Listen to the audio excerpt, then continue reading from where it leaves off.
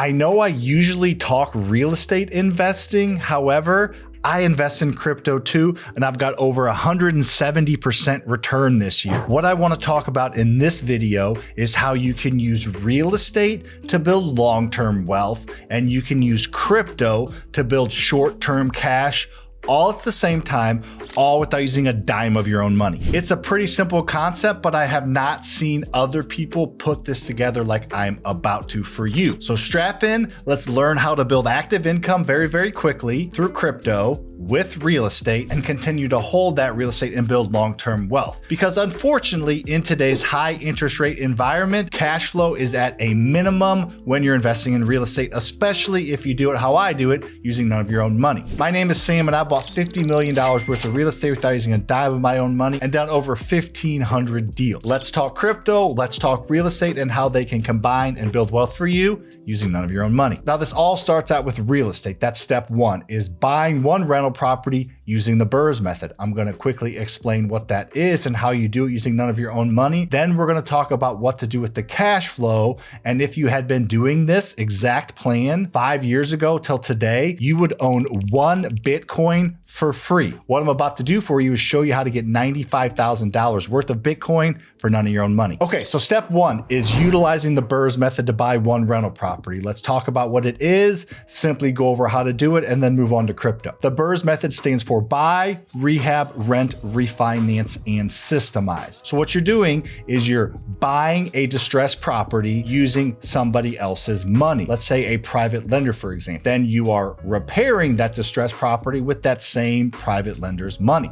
The next step is to get the property rented. And the beautiful thing is you can rent it out on a short-term basis if the situation calls for it. You can rent it out on a mid-term basis if it fits and if that will allow you to cash flow more. Or you can simply do what most people do, which is rent it out on a long-term basis to a market tenant or even Section 8. So you bought it, you fix it up, you got it rented.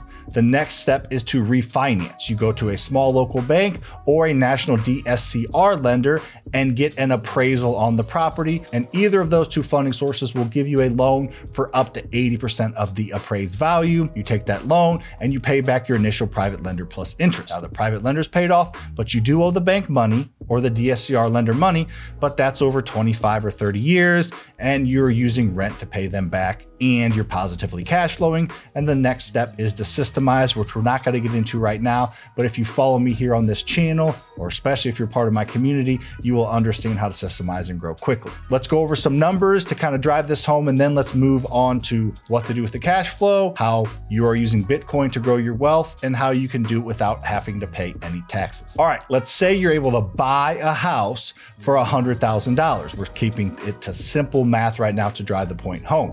So you buy a house for $100,000, and these numbers should be popping up on the screen, assuming my editor is doing his job.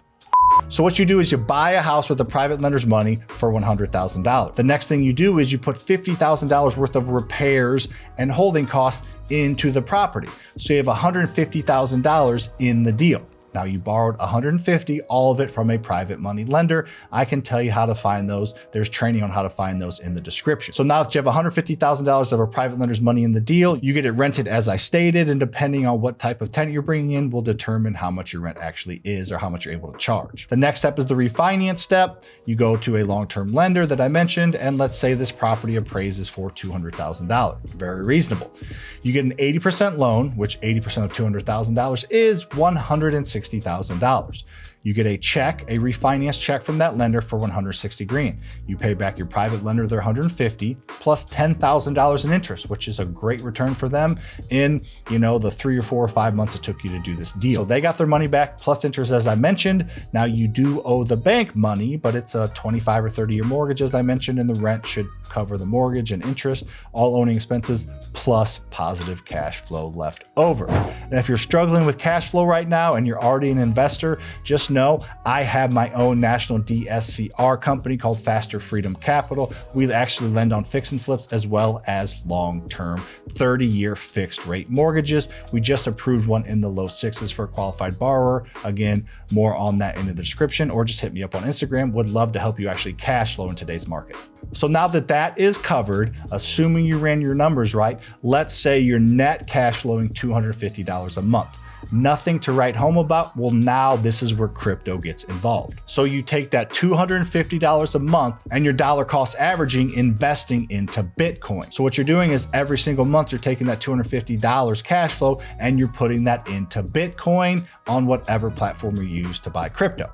Now, if you had been doing this from 5 years ago to today, you would have $95,000 worth of Bitcoin. Do the math, $250 a month times 12 months times 5 years, meaning you're putting $15,000 of tax-free cash flow because of depreciation and tax write-off with real estate. You're paying $0 in taxes on that $15,000 that you're then putting in to Bitcoin. On what Bitcoin has done over the past 5 years, which is go way up, way down, way up, way down, what it's always going to do, you would have $95,000 worth of Bitcoin. And right now, Bitcoin is hovering around 96, 97, 94. So it's hovering around right around that $95,000 mark. So you would have the equivalent of one Bitcoin by buying one rental property using none of your own money. Guess what else happens? That property would have gone up from 200,000 to 220 to 230,000 in the past 5 years, very conservatively. And also your mortgage would have been paid down from 160,000 probably to 150,000. So you now have 80, maybe even $90,000 worth of equity in the one rental property you bought, but you're also building a lot more cash flow,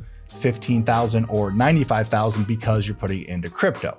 Now you have to hold it there because it's going to go up and down a ton, or honestly, you can just keep it if you want and not do the crypto thing, but it's a great way to maximize cash flow and have the security of long-term wealth through owning rental properties. Now you can do this as many times as you want is the beautiful thing. And had you done this 5 times 5 years ago, you would have 5 Bitcoin right now. So it's all about using other people's money. And then once you do that, utilizing that money wisely. Now I know that was a lot, so make sure you're following this channel, hitting the subscribe button, hitting the like button if you like this kind of unique way to look at things, and make sure you are checking out this next video over here where I actually walk through that BRRRS method I talked about and show you exactly how to buy rentals with the newer BRRRR method that I've developed over the past 12 months. See you on the next one.